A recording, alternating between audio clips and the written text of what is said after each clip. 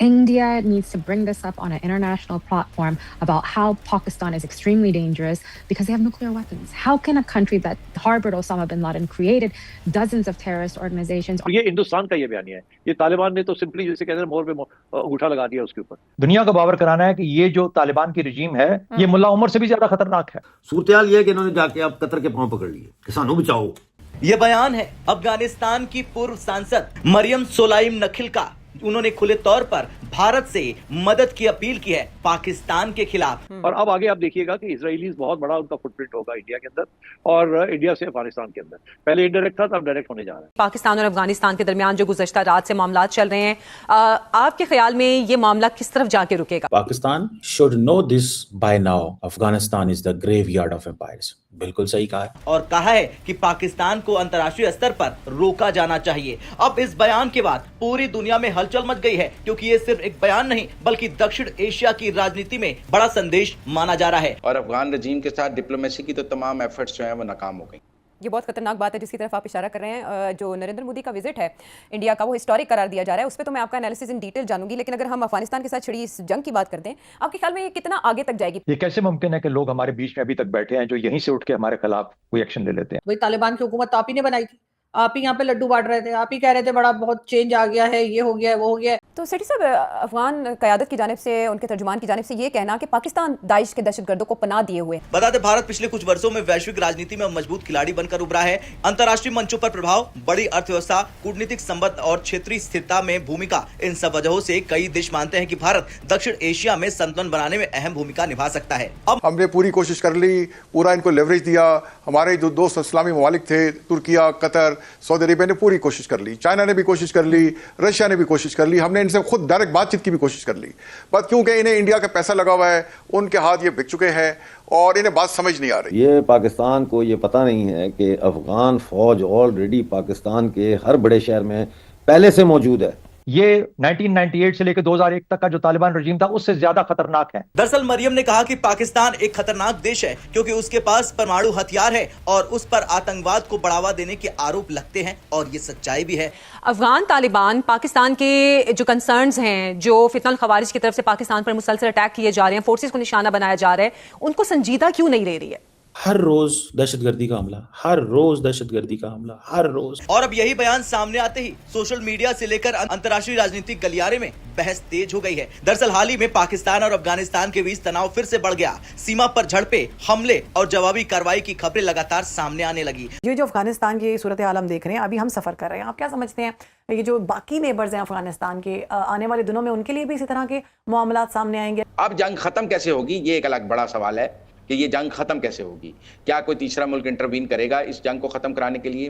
क्या अफगान तालिबान के पास? मुजम्मिल, मुझे एक बात बताएं, जो पैसे उन्होंने हिंदुस्तान और इजराइल से पकड़े हैं उसको जस्टिफाई करने के लिए कैसे जल्दी खत्म कर सकते हैं? जो आज वहां पे ग्रुप्स बैठे हैं उनको कौन कौन किस तरीके से इस्तेमाल करता है, वो पूरे खत्ते के लिए एक आग लगा के बैठ सकते हैं अगर वो चाहें तो। इस वक्त इसराइल और हिंदुस्तान मिलकर अफगानिस्तान को सपोर्ट कर रहे हैं। रमजान के महीने में जो हमने जाकर अटैक किया था अफगानिस्तान में, वो भी हमने अमेरिका को खुश करने के लिए किया गया था। कई अफगान नेताओं का मानना है कि उनके देश को लंबे समय तक संघर्ष का सामना करना पड़ा, उसकी वजह है पाकिस्तान और इसके पीछे बाहरी ताकतों की भूमिका भी रही है। इसी वजह से अब कुछ अफगान नेता खुलकर अंतर्राष्ट्रीय समर्थन की बात कर रहे हैं और यही वजह है कि भारत का नाम इन चर्चा में बार बार सबसे पहले सामने आ रहा है। ये वो धुलाई कर रहे हैं कि पाकिस्तानी फौज के 800 जवानों का एक साल में कोर्ट मार्शल हो गया। साहब, अफगानिस्तान की जब ये हुकूमत आई तो पाकिस्तान के इस हुकूमत के साथ जो मामलात थे और जो हालात थे कुछ बेहतर थे, लेकिन फितनल खवारिज की वजह से ये हालात बदतर होते चले गए। फितनतुल खारिज को स्ट्रेटेजिक लेवरेज के तौर पर इस्तेमाल किया जा रहा है। भारतीय सरपरस्ती के शवाहिद कई बार मंजर-ए-आम पर आ चुके हैं। अगर ये बयान और तनाव बढ़ता है तो दुनिया की बड़ी शक्तियां भी इस मुद्दे पर नजर रख सकती हैं, क्योंकि जब परमाणु हथियार और क्षेत्रीय संघर्ष की बात होती है तो मामला सिर्फ 2 देशों तक सीमित नहीं होता है। और अगर अफगानिस्तान डिस्टर्ब रहता है तो पाकिस्तान जो एक न्यूक्लियर ताकत है, यहाँ भी डिस्टर्बेंस रहती है। यहाँ जो BLA फितनल हिंदुस्तान है और TTP फितनल खवारिज उसको भी सपोर्ट कर रहे हैं ताकि पाकिस्तान को इनडायरेक्टली जो कमजोर करने की खुदा न खास्ता कोशिश करें। फिर सेंट्रल एशियन स्टेट में भी दहशतगर्दी फैल सकती है। मगर मैं समझता हूँ कि किसी न किसी स्टेज पे पाकिस्तान की क़यादत को सोचना पड़ेगा कि अफगानिस्तान के अंदर उनके साथ कौन है और कौन नहीं, या किसको साथ लेने और किसको साथ किसके खिलाफ खड़ा होना है। ये आपको वहाँ अपने एलाइज या फ्रेंड्स ढूंढने पड़ेंगे, चुनने पड़ेंगे और सपोर्ट करने पड़ेंगे।